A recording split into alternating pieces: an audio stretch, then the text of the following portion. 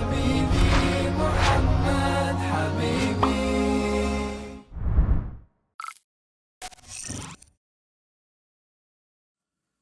أعوذ بالله من الشيطان الرجيم. بسم الله الرحمن الرحيم. الحمد لله والصلاة والسلام على رسول الله وعلى آله وصحبه ومن والاه.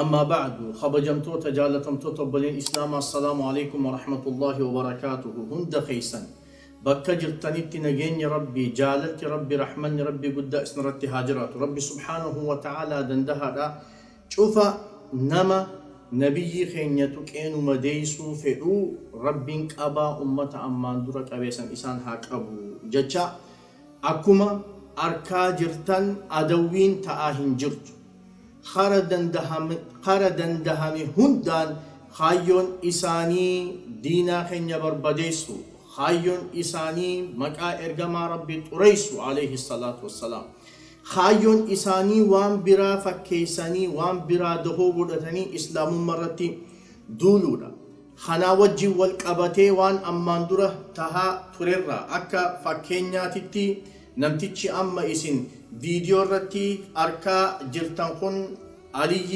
عبدي خان جأم مكا نبي خينيا الرسول عليه الصلاة والسلام مكا أبا خينيا أبا أنبيوتا إبراهيم توري سوراف وان إني دبتي مي رجيفتنا إننا ثانيه بني أوروغو يا دنو ور أبائه أمني إذان جابوا بكي من فؤادي جفن إذان نوابرني يا دنو مثلا يا دنو مثلا وان دنيا Sagan taifani di kurati wan sambarani isanu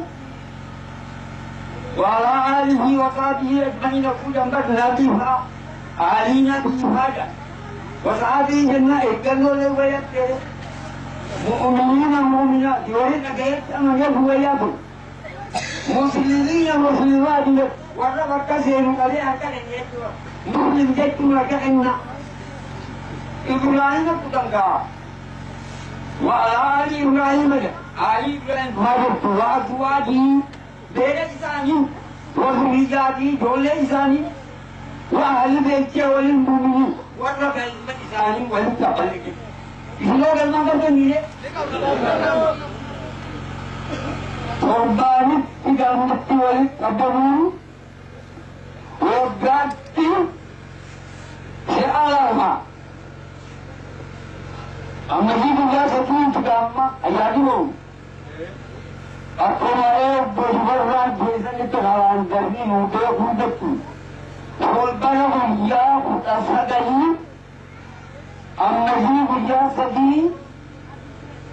Jadi amadi ingatkan, wahai kita mahu nyakun ijazah maniau muda kabulit. Dia merasa dia dulu dari kabaniyat isan maka itu mesti melawan dari kadangnya dia mereka awal usahakan kemudian dulu usahakan mesti adalah اتئان سوران أمالي خطاب بري سورة اللي دو بغرتي وان أبتني مجي دربوء مجا في تولما خندراني مكان إسا أبو دربي دموسي بكو خنجأمو كتاب إسا إلالشا أرومو خنجأو خيست فولا جهة مفا قبت أكنا جتشوراني دبت أكما أجج محمدتي قرآني أفان عربا كنوال للبمو قبو Oromoota Islaamummaa fudhatan afaan Arabaa barsiisuu, afaanicha waliin olaantummaa afaan aadaa fi seenaa warra Arabaa barsiisuu. Akkasiin suutaan Oromummaan hafeeti ummatichi Araba gurraacha ta'a. As irratti kan nuti hubannu Qur'aanni afaan Arabaa qofaan akka barsiifamu Muhammad kan ajaje of ta'uu isaati. Waan ofii kabajuu fi guddisuu isaati. Waan ofii kabajuu fi guddisuu isaati. Nuti hoo afaan ormaatiin amantaa ormaa barree of taanamoo afaan keenya seenaa fi aadaa keenya barree of taan waaqa keenya akka aadaa keenyatti afaan keenyaan akka ilaalcha abbootii keenyaatti haa waaqeffannu. Tayyib, amantii ofii dhaadheessuudhaaf dirqama islaamummaan arrabsamuu qabdi. Amantii ofii barsiisuudhaaf dirqama Nabi Muhammad arrabsamuu qaba alayhi salaatu wassalaam. Asitti wanni namni sirnaan qocoollotti gadi fageenyaan hubachuu qabu, Nabi Muhammadin sallallahu alayhi wasallam ilaalcha arabaa calaqqisiisuuf, amantii barsiisuuf osoo hin tahin saba namaa mirga namaa mulluqee saba isaa akka fudhatan dirqamaan taasisuu fi ergame akkas jechuudha. Kana namni islaamaa sirritti hubachuu qabaa jechuudha. Nuti akka nama islaamaatitti Nabi Muhammad sallallahu alayhi wasallam عالم خنا هنداف إرجمي دين إسلام برسيسو داف إرجمي حالا في عمله ببريدا قوتو داف إرجمي دا أمن أمو أولول لي كتاب خنا رتي ديماجو أولول لي نمتيج دربي دا مستيج عنين كوني كتاب ساخنا خيسة نبي محمد رتي عليه الصلاة والسلام وفاجرو أكا نبي محمد صلى الله عليه وسلم درك إتي إلى العربة نما فرأتشيسو dirq itti ilaalcha arabaa humnaan akka namni fudhatu taasisuuf ergame godheeti barreessee jechuudha. Kitaaba isaa ilaalcha Oromoo fuula 60 gubbatti akkasii barreessetu waan ajaa'iba sittahu kitaaba isaa kanaaf wayta galata galchu jechuudha. Kitaaba isaa kana barreessuu irratti galata warreen isa gargaaran amantii islaamaa arrabsuu irratti Nabi Muhammad arrabsuu irratti alayhi salaatu wassalaam warreen duba gartee isa gargaaran kitaabuma isaa keessatti dubbate jechuudha. Maal ja'a maxxansa afuraffaa kan kitaabni kun lakkaas already wayta sadii maxxanee dhumee jira jechuudha. Wayta sadii kitaabni Nabi Muhammad keessatti arrabsame alayhi salaam maxxanee addunyaa tana keessa faca'ee guutee jira jechuudha. Maxxansa afuraffaa irratti ja'a maxxansa afuraffaa kan maxxansiisuuf yeroon ani horii of harkaa dhabee jirutti obbo Jibaat Alamnee ispoonsara barbaaduun waan na jajjabeessaniif jedhe obbo Dinquu Dayyaasaa fi haati mana isaanii aadde Leensaa Phaawulos immoo gatii maxxansaa waan ispoonsara naa godhaniif galata addaa qabu. Obbo Dinquu Dayyaasii fi haati warra isaa kitaaba Nabi Muhammadin keessatti arrabsame kan alayhi salaatu wassalaam kitaaba amantiin islaamaa keessatti xuraawe kana maxxansiisuu irratti galata guddaa qabu je'eeti namtichi dirribii damussee ja'amu kitaaba isaa ilaalcha Oromoo keessatti duba gartee dubbatee jira jechuudha obboleen kiyya kan islaamaa. Garuu achitti illee dhaabban kunoo arraan tanaas akkuma arkitan namtichi ani nama baratee ofiin jedhu kuni nabiyyi keenya sallallahu alayhi wasallam akka viidiyoo irratti dhagayaa jirtan kanatti nabiyyi keenya dhuqee jechuudha alayhi salaatu wassalaam. Amantii kee wajjin gadalii seeni amantii arabaa sana wajjin biyya arabaatti si gashina. We dump you in the Arab country when the realities come up. Gaafa dhugaan bakkee bahe unless you are straight up your mind. Sakana hubadhu qoshaashaa fanatikii islaamaa isinii wajjin jiraachuu mannaa wanni keessa jiraachuutu gaariidha. Dhugaa soofannaa ta'e isin dubbii naqassaa cimaan Oromiyaadhaaf sanaa biddoo barbaadan hattuwaa dhage qoshaashaa akkasittiin argobbaaf warjiin nu keessa galteeti afaan keenya dubbattee Oromummaa walitti qabna amantii walitti hin qabna. Amantii kee fudhadhu biyya arabaatti galii Oromiyaa waliin qabna taanaan Oromiyaa ta'i Oromoo keessatti Oromiyaadhaaf hojjedhu aadaa Oromoo uffadhu akka Oromootti adeemu isa kana dhugaan jiru kun hin ta'u taanaani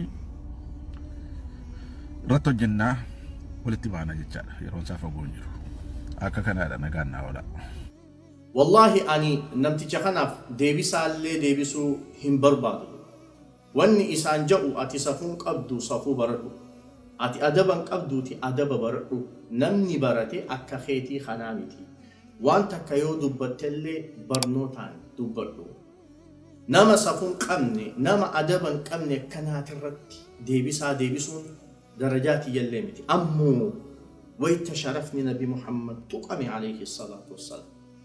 ويت خبجان نبي محمد تقمت عليه الصلاة والسلام شرفني خينا نهفا جيجو خبجان تنيل نهفتدو درجان تنيل نهفت حتى لبون تنيل نباتي جيجو شرفني خينا شرف نبي محمد برتي عليه الصلاة والسلام هما جيجو ميتي خنافين دبجو ديك أمي جيجو أكا إني كجيبان نبي محمد رتي أولولا أوفاجر خنامتي عليه الصلاة والسلام مي رقمتك أصحابا سدو رقاتك أكا أما إني جيسان أن إردي بيجتشم بربا هنجأوا الليلة أمو رقاتك أصحابا سدو إساف ونين ديبسا خنو بربادو درن درسو أولولا نمني دبقرتي إسلام مرتي هفرساجب نبي محمد صلى الله عليه وسلم عائشة isi waggaa sagalii fuudhee akkamitti muciyoo xiqqootana fuudhaa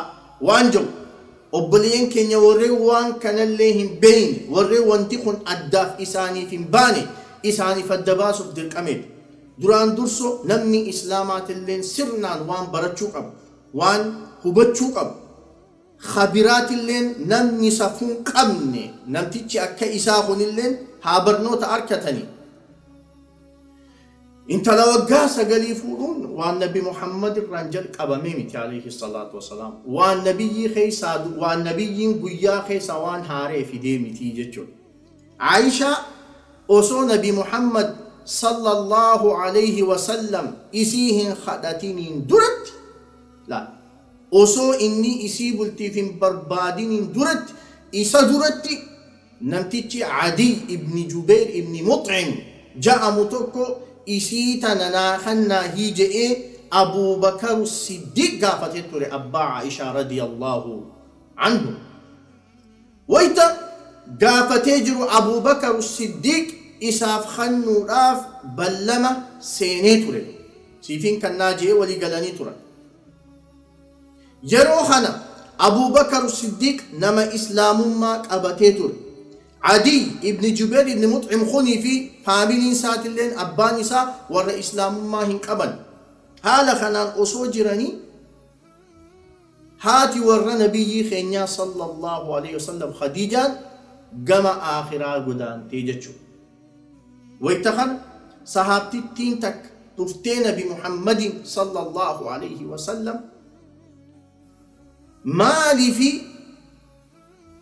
بلتين جاري مالف انت لبراهيم فوني جنان مي ان ينفور اجئ نبي ربي صلى الله عليه وسلم ويتخنا مان جتين يوفيت انت لدبرو ما قبل بكرا سفوسيسا يوفيت اللي تهيرمتي باتي فوري تهيرمتي باتي تمي تنهير منو تمي جنان تنهير من عائشة لا دبرا مجيو دبرات انت لدبرات تهيرم تيبات مو سودا ربي انت اللي قاتل تصامي الراحة جالا اقو خنا هاي دكي قافت روجئين صحابتي التين بريد دونتوني من ور عائشة ديته من أبو بكر الصديق ديته ربي انت اللي قاتل تصامي الراحة جالا ويتا ديته أبو بكر الصديق هنتورين رومان هذا عائشة تتوري ديتشو ويتا خنا أفتي انتلت نبي ربي إرجتون عليه الصلاة والسلام أبو خيري قدوتو من إسني سيني كمتشو قدوتو من إسني سيني واتولي جتين مالي جنان انتلتيسن نبي محمد صلى الله عليه وسلم قلت في بربادا ويتخنا رومان هاتي عائشة مال جتين hayyee abbaan isii haa dhufuu eegi jetteen. Abubakar Siddiq xiqqashoo ture wayita dhufe aboo gammachuu waa isin seentee khayrii waa isin seentee maasha Allah jette. Maali jennaan intalate Aishaa Nabi Muhammadiitu sallallahu alayhi wa sallam bultiif barbaadaa jetteen. Hogguu kan Abubakar Siddiq bultiif barbaadaa'ee hayyee xiqqashoo naa obsi jeetuma achitti dhiisee eeysa dhaqe jechuudha mana namticha dura Aishaa hadhatee Adiy ibnu Jubair ibnu Muxim achi dhaqe jechuudha. Wayita achi dhaqe mucaan Aishaa hadhate kunis abbaan isaatiis haati isaatiis ta'aa jira. Maal jaaniin Abubakar Siddiqiin hay mucaa keenyaaf intalatee kannitee mucaa keenya nutti garagalchuu feetaahii namticha Nabi Muhammad ja'amu kana kan duba gartee falfalaan deemu kana akka hordofu goosistaahii ja'aniin jechuudha. Wayita kana takkana etteenyu haadha mucaati. Abbaa mucaa gaafate. Atiis akka jaartiin kee jettu kana jettaa jennaan anaafisiin addaa miti jedhe. Wayita kana Abubakar Siddiq nama ballama diiguu mititu. Waan takka niin godhee jedhe nama godhu. Nama dhugaati jechuudha. Nama ergamaa Rabbii arrabsuuf alayhi salaatu wasalaam adawwii ergamaa Rabbiitiif sallallahu alayhi wasallam intalatiyya khaniin kan nu hin taane je'eeti Abubakar Siddiq ballama isaanii wajjin diige sharxii san achitti lafa kaayee nabiyyi Rabbiitiif sallallahu alayhi wasallam intala isaa khanne jechuudha Aishaa.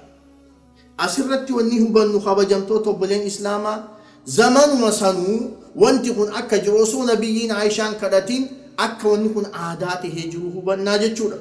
Nabiyyiin Rabbii sallallahu alayhi wasallam hadiisa sahiha Bukhaarii keessatti Aishaa isii amata jahaati kadhate isii waggaa 9 bultii wajjin jaaree itti seene waggaa 9 isaa wajjin teesse isii amata 18 nabiyyiin Rabbii sallallahu alayhi wasallam برافول ربي ديمي. طيب أسرت يملي وني كوچولوتي هوبچوكم زمن سن كيس نبي محمد صلى الله عليه وسلم قريشين أولولا أدى إرتي أوفو داف دوبا غرتي وان هن غونين قبد مكا إسا قريسو مكا إسا بليسو وان هن هجنين قبن ججون سلا وني خيرو سن كيستي عاداته بعد عادا بكمتو نموتو تجراتشاتو يرو سن كيست أبو جهاليس أميان فانيس تلوغا سغلي فدني جلا قبا وان آدابي كما دايچو تين دفوفتا قوچو تين بلسا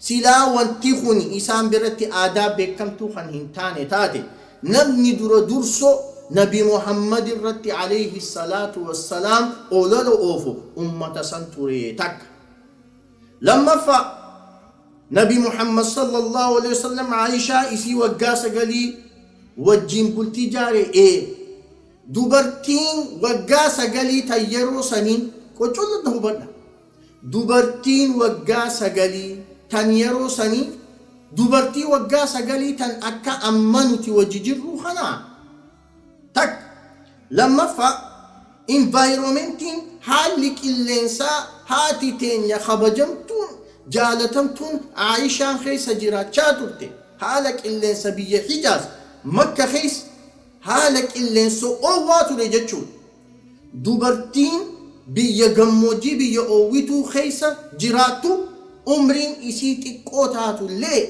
قامني إسي دفع قدتا جتشو لدو أكسيتي هو بدا عمرين إسي وقاسة قال اللي تاو قامني إسي أكاو بنوتي قام دوبا قرتي بلتي جارو راف جهيجيو جتشو.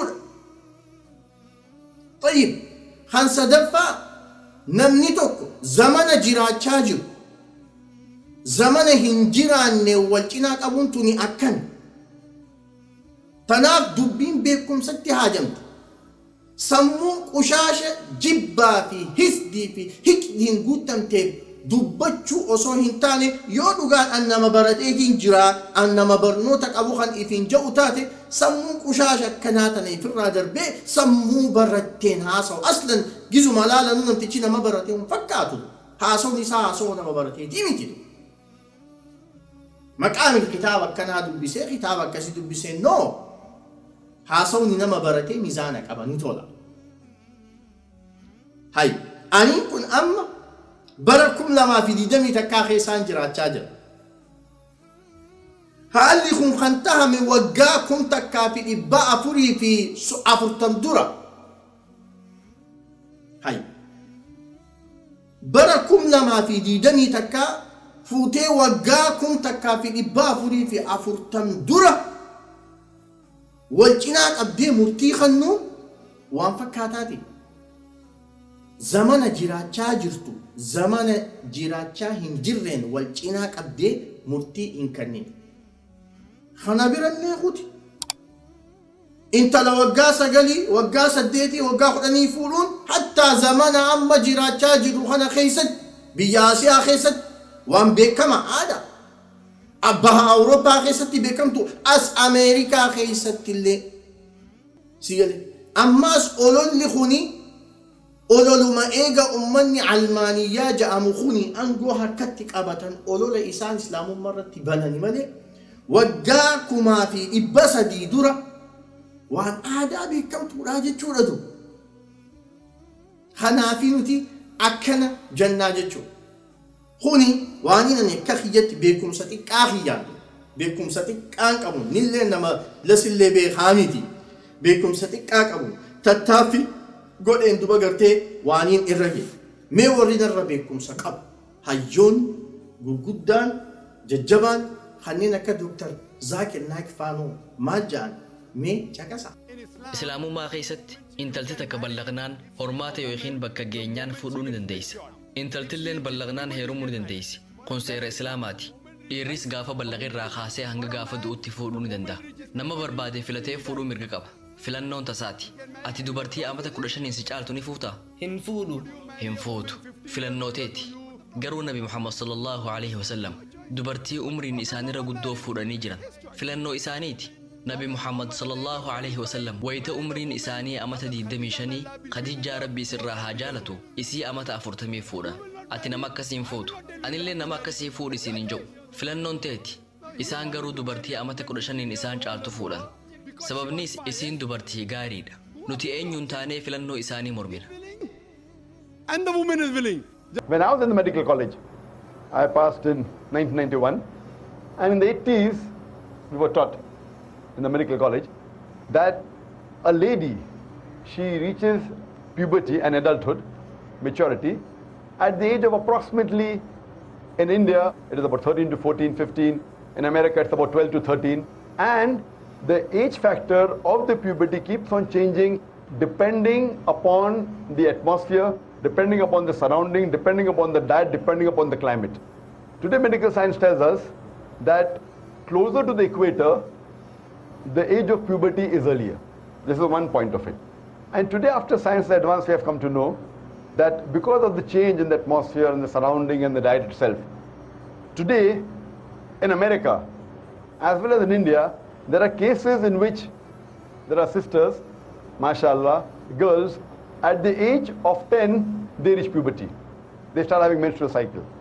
And today medical science tells us that if any lady starts a menstrual cycle, at the age of 10, it is nothing unique.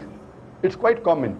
Though the age of menstruation today has become a bit less, approximately 12, 13, 14. But even if a girl starts menstruating at the age of 10, even 9, it's nothing to be alarmed of. If the age of menstruation is below the age of 9, then there is a concern.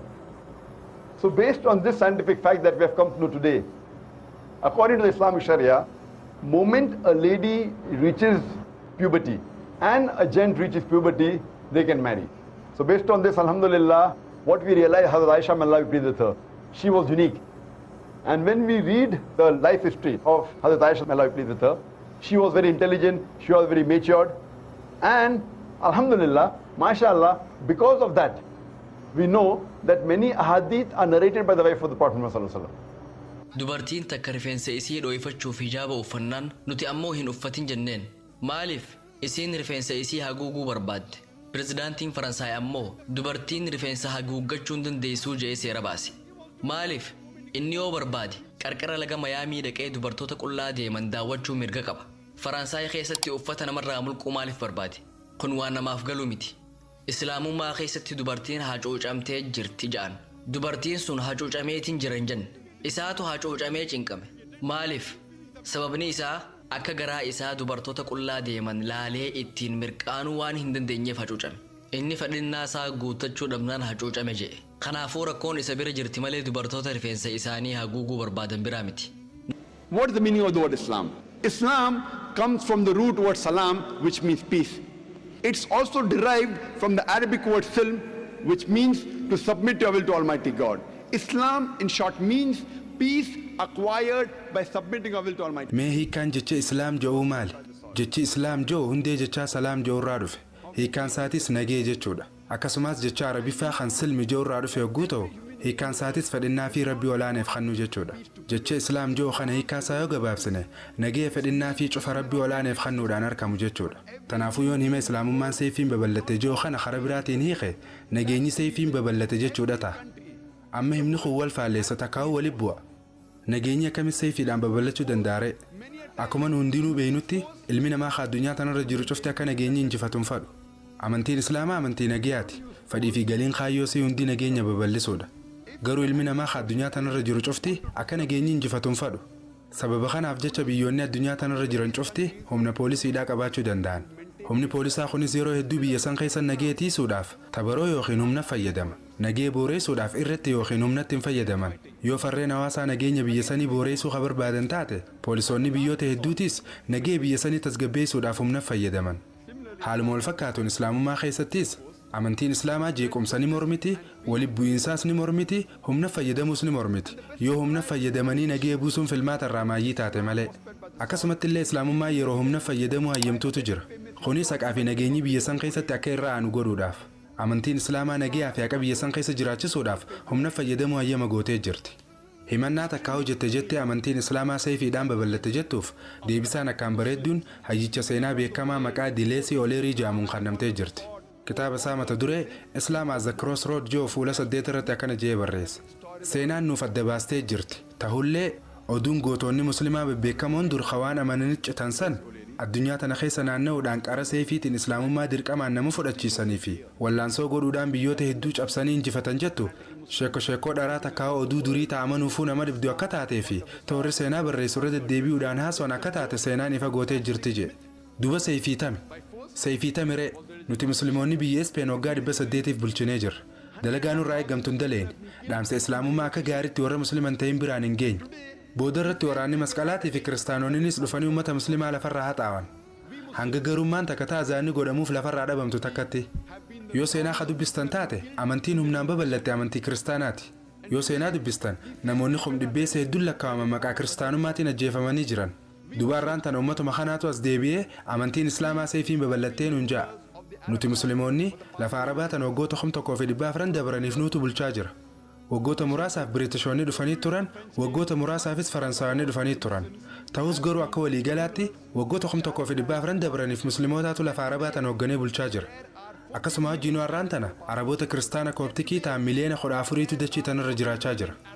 Coptic Christians takkaa'u kiristaana Kooptikii jechuun kiristaanota gaafa durirraa kaasee turan jechuudha. Kiristaanonni Kooptikii miliyoonni 14 kun amantiin Islaamaa akka seefiidhaan hin babal'atiniif ragaa guddaadha. Akkasumatti illee ragaa bahaa jiran. We Muslims, we ruled India for more than 1,000 years. Nuti musliimoonni Indiyaa waggoota 1000 bulchinee jirra. Silaa jijjiiruu feene lammiilee Indiyaa takka takkaan seefiidhaan isaan hundaa'u islaameessuu dandeenya ture. Garuu nuti akkas hin goone. Arraan tana lammiileen Indiyaa parsantiin 80 ol musliimaa miti. Namoonni musliiman ta'in parsantiin 80 kun amantiin Islaamaa akka seefiidhaan hin babal'atiniif ragaa guddaa fi ragaas bahaa jiran. Arraan tana biitii musliimoota lakkoofsaan hedduu qabaachuun beekamtu Indooneeziyaadha.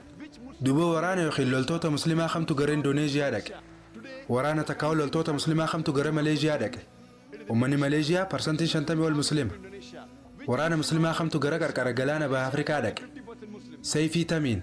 Seefiitamiin yoo. Waan kanaafis Toomaas Carlyle deebisaa kennee jira. Hayyuu seenaa beekamaadha innis warra Awuroopaati. Kitaaba isaa kan mata duree On Heroes, Hero Worship and the Heroic in History jedhu keessatti goota kiyyee jechuudhaan Nabi Muhammad sallallahu alaihi wasallam durarra kaayee barreessee jira. Kitaaba On Heroes, Hero Worship jedhu kana keessatti akkana jedhe. Seefiitam dura seefii ta'e barbaadu qabda jedhee eegale.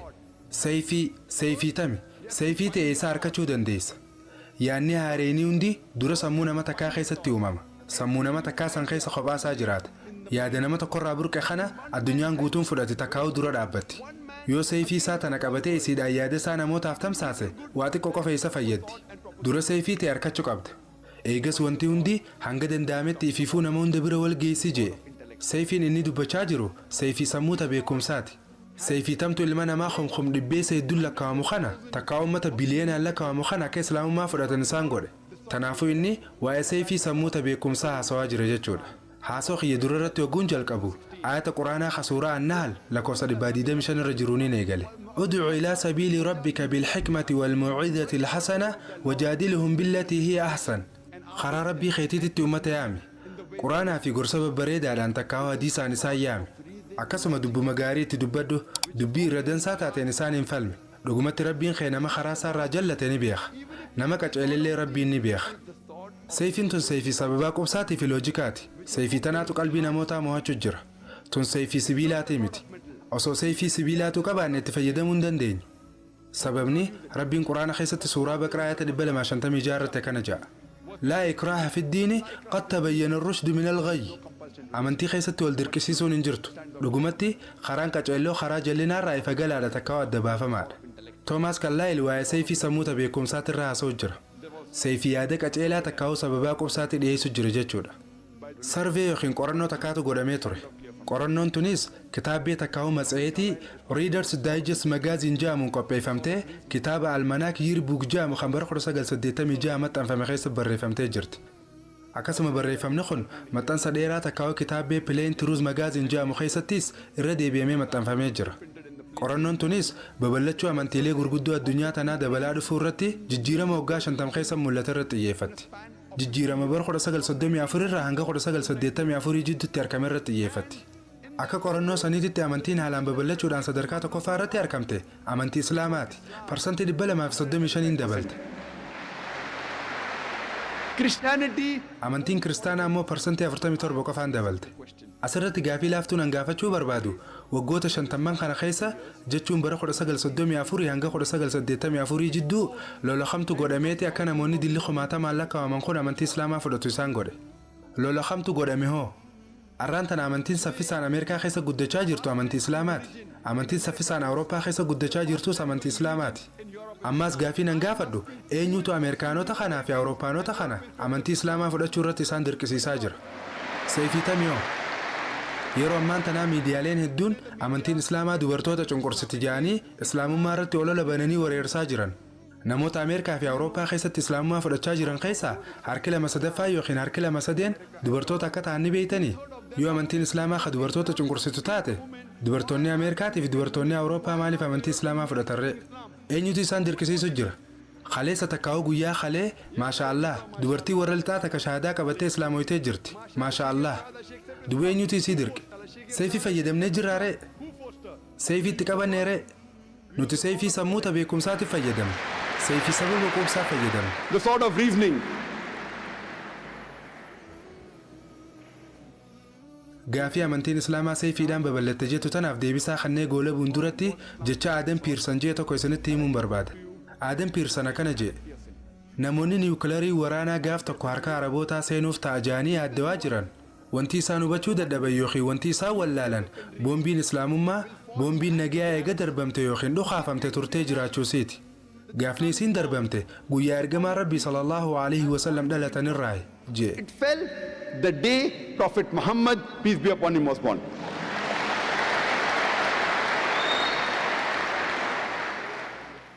dhumarratti wanni jechuu barbaadu yaa hawaasa keessattuu yaa hawaasa Oromoo Islaamaa sa qabsoo godhuudhaaf dirqama Islaamummaan arrabsamuu qabdi. Qabsoo godhuudhaaf dirqama Nabi Muhammad sallallahu alaihi wasallam arrabsamuu qaba.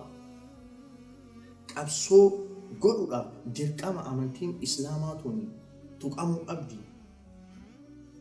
Cuufuma hunda maaliif amantii teenya irratti lolli banama? dhumarratti ayata rabbii kana sirratti qaraa قد بدت البغضاء من أفواههم وما تخفي صدورهم أكبر. jibbaan isaan islaamummaa qaban, jibbaan diin keenya qaban afaan isaaniitirraa mul'attee jedhu. Wamaa tukhfii suduuruhum akbar. Ammoo jibbaa isaan qoma keessaa qabanitu irra guddoodha. Adaraa waan dandeenyu diin keenya cinaa haa dhaabbannu. Yaa nama islaamaa dammaqii amantii tee jabeeffadhuudhaaf safiyya yoon haqa qonname rabbi irraa yoon dunga nafsiyaatiif sheexaana irraa. Wassalaamu alaikum wa rahmatullahi wa barakaatuhu.